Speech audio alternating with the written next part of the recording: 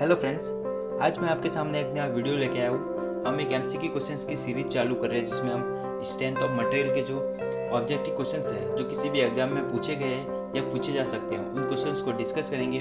शुरुआत में हम इजी क्वेश्चंस डिस्कस करेंगे, उसके बाद हार्ड की तरफ चलेंगे। तो वीडियो को आपको ध्यान से देखना है, वीडियो को लाइक करना है और चैनल को सब्सक्राइब करना है ताकि आपको और भी आगे वीडियो हमारी मिल सके, क्योंकि हम पर डे क्वेश्चन डिस्कस करने वाले हैं। तो ये आपके लिए बहुत ही हेल्प करेगा अगर आप प्रिपरेशन कर रहे हो किसी भी एग्जाम की, एसएससी या कोई भी जूनियर इंजीनियर या असिस्टेंट इंजीनियर या कोई भी कंपटीशन एग्जाम की अगर आप प्रिपरेशन कर रहे हो तो ये वीडियो आपके लिए बहुत ही हेल्पफुल है। तो वीडियो को लाइक कीजिएगा और चैनल को सब्सक्राइब कीजिएगा। फर्स्ट क्वेश्चन जैसे डिस्कस करेंगे हम, जो रेशियो जो होता है lateral strain to linear strain, lateral strain to linear strain का जो रेशियो जो होता है उस रेशियो को किस नाम से हम डिफाइन करते हैं? Young modulus, bulk modulus, modulus of rigidity, Poisson ratio. तो इसका जो आंसर है वो डी है, Poisson ratio. Poisson ratio is the ratio of lateral strain to linear strain within elastic limit. Next question, the property of a material by virtue of which it can be beaten or rolled into plates is called। अगर कोई material है उस material को किसी भी plane form में या role section में हम डिफॉर्म कर दें तो उस प्रॉपर्टी को हम क्या बोलेंगे? तो उस प्रॉपर्टी का जो नाम होता है वो मिएबिलिटी, डक्टिलिटी, प्लास्टिसिटी, इलास्टिसिटी। तो इसका जो आंसर है वो मिएबिलिटी। ए, मिएबिलिटी जो होती है वो प्रॉपर्टी होता है किसी भी मटेरियल की जो किसी भी मटेरियल को प्लेट के फॉर्म में डिफॉर्म कर सके, उसको फैला सके। Next question, maximum strain energy that can be stored in a body is known as, maximum strain energy that can be stored in a body is known as proof residence. Next question,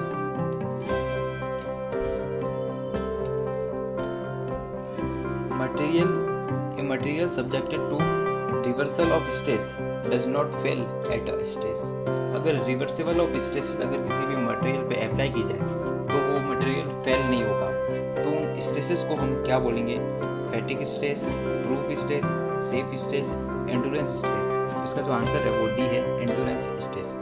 endurance stresses जो होती है वो endurance limit पे होती है, और endurance limit को हम समझेंगे ये वो लिमिट होती है जहाँ पे अगर हम किसी भी बॉडी में किसी भी मटेरियल में हम रिवर्सिबल ऑफ स्ट्रेसेस अगर अप्लाई करें, मीन्स फैटिक स्ट्रेसेस अगर अप्लाई करें तो उसके जो फेलियर होने के चांस होते हैं वो इनफाइनाइट टाइम्स हो जाती है, मतलब फेल नहीं होगा। और उस लिमिट पे जो स्ट्रेसेस होती है उनको एंडोरेंस स्ट्रेसेस के नाम से डिफाइन किया जाता है।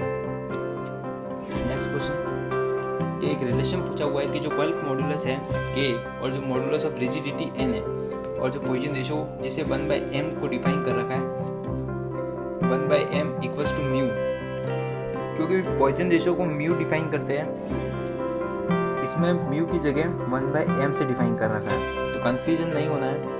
1/m equals to 3k - 2n upon 6k + 2n। इसका जो आंसर है वो बी है। Next question,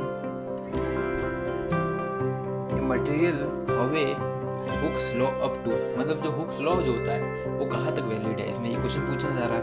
plastic limit, elastic limit, hint point, limit of proportionality. इसका जो आंसर है वो डी है, लिमिट ऑफ प्रोपोर्शनलिटी। इसका जो आंसर है वो इलास्टिक लिमिट नहीं होगा क्योंकि ये पॉइंट दोनों नियरेस्ट होते हैं जिस वजह से कंफ्यूजन हो सकता है। लेकिन इसका जो आंसर एक्चुअल आंसर जो है लिमिट ऑफ प्रोपोर्शनलिटी तक वैलिड होता है, हुक्स लॉ।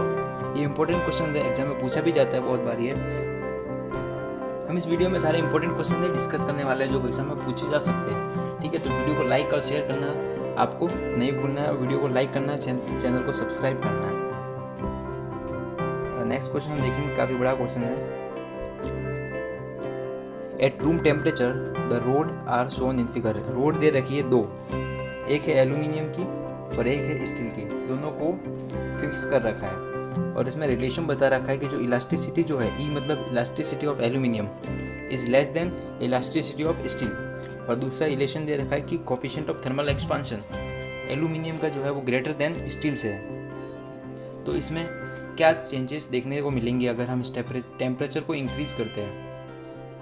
इसके जो आंसर्स है वो आप देखेंगे। Compression in aluminium and steel, tensile in aluminium and steel, compression in aluminum and tensile in steel, tensile in aluminum and compression in steel।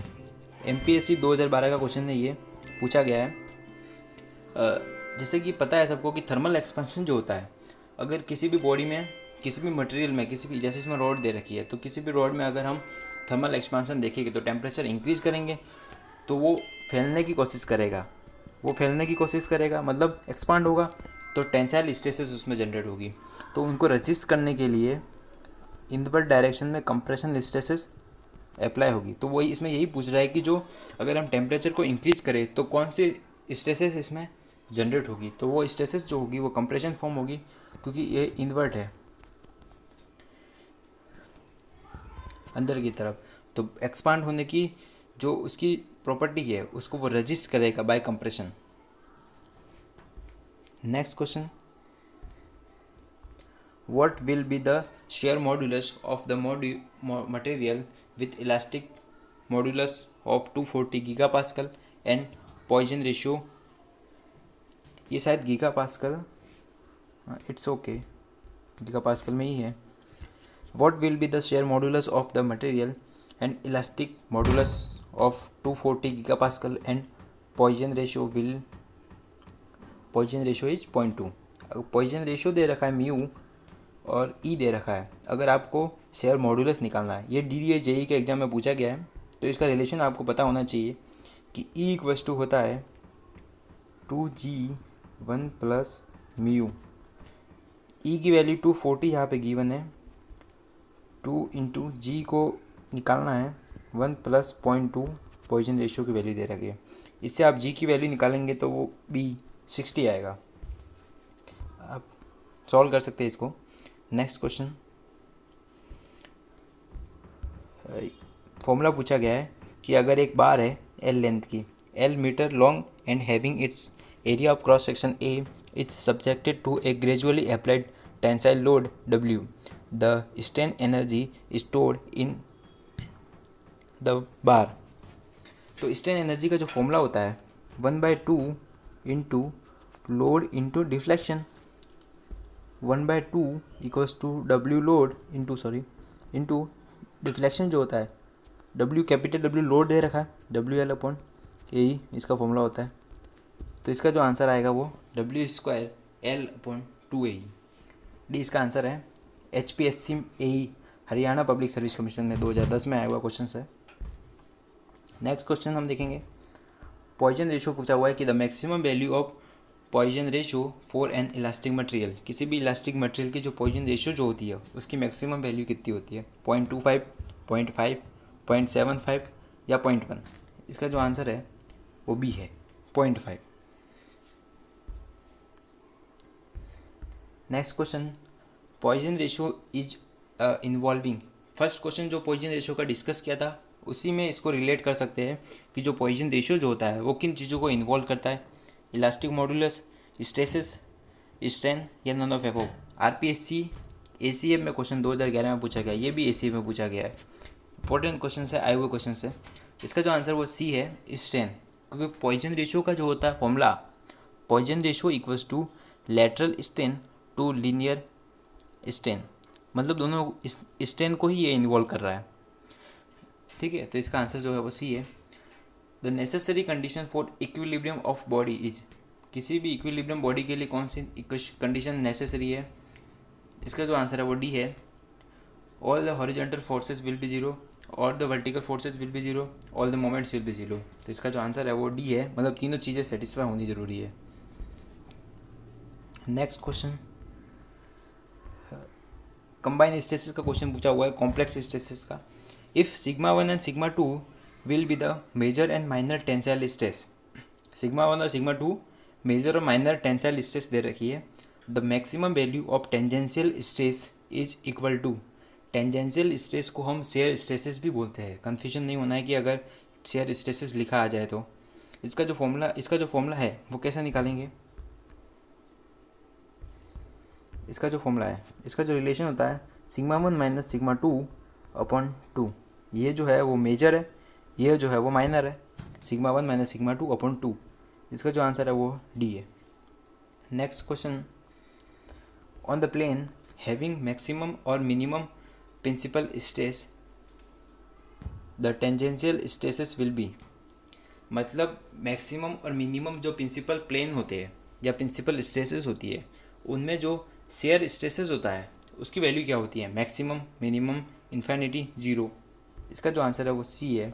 मतलब जो मैक्सिमम और मिनिमम, मेजर और माइनर जो प्रिंसिपल स्ट्रेसेस है, वहाँ पे शेयर स्ट्रेसेस की value क्या हो जाएगी, zero.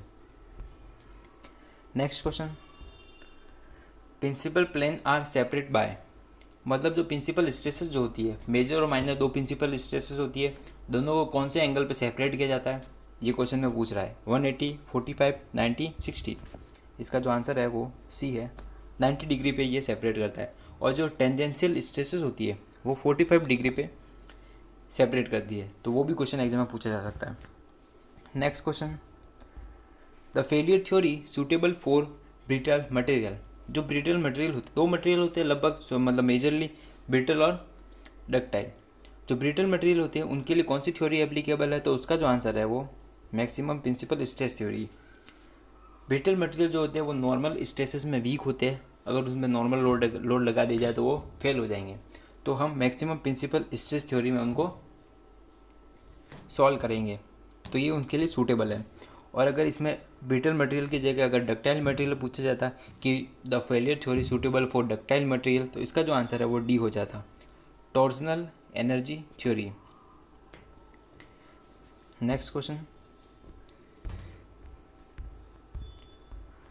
The rate of change of shear force at a section is equal to, the rate of change of shear force at a section is equal to bending moment, loading, deflection, intensity of loading. इसका जो answer है वो loading नहीं है, intensity of loading है। Intensity of loading के equal होगा अगर rate of change of shear force हम देखा जाए तो। Next question, a point of contraflexure occur in. Contraflexure points को मैं बता देता हूँ पहले कि जो कॉन्ट्राफ्रैक्चर पॉइंट जो होता है वो पॉइंट होता है जहाँ पे बेंडिंग मोमेंट जीरो होता है या फिर बेंडिंग मोमेंट अपना साइन चेंज करता है, ये वो पॉइंट होता है। ठीक है, तो ये पॉइंट जो होता है वो कौन से बीम में अवेलेबल होता है, simply supported beam, fix beam, cantilever beam या नन ऑफ अबव। इसका जो आंसर है बी है, फिक्स बीम। फिक्स बीम में लगभग मोस्ट ऑफ ज़्यादा केसेस में कॉन्ट्राफ्रैक्चर पॉइंट हमेशा होगा। Next question, the shape of bending moment. ये जो HPSC 2014 में आया हुआ क्वेश्चन है।